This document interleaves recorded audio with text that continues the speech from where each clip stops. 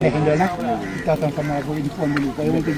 keadaan kecoh bila mana pihak masjid menghalang Badan Kebajikan Silaturahim menguruskan jenazah ahli BKS sendiri.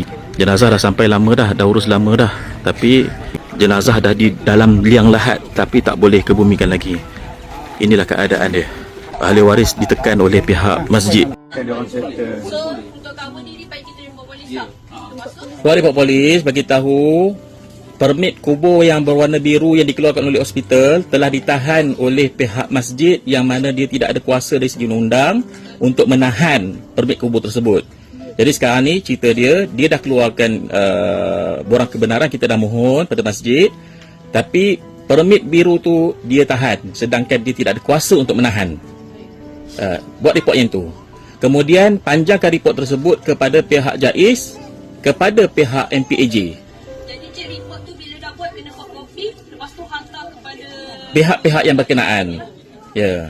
Kalau katakan pihak keluarga nak ambil tindakan pada pihak JAIS, pada pihak masjid, silakan.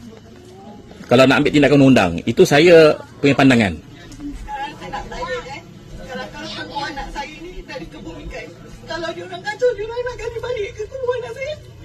Kita pihak polis akan datang, pihak OCPD, ketua daerah akan dalam perjalanan datang. Dia yang boleh bagi kata putus untuk meneruskan tanam dan tak ada orang boleh gali balik melainkan dengan perintah mahkamah. Sekarang ni jenazah bukan kes pembunuhan, bukan kes yang melibatkan mahkamah. So by right kita ada permit untuk ke bumi, tak ada orang boleh kacau. Nah, itu saja. Tak ada seorang pun boleh gali balik. Betul. Baik. Sekarang banyak orang sudah gila.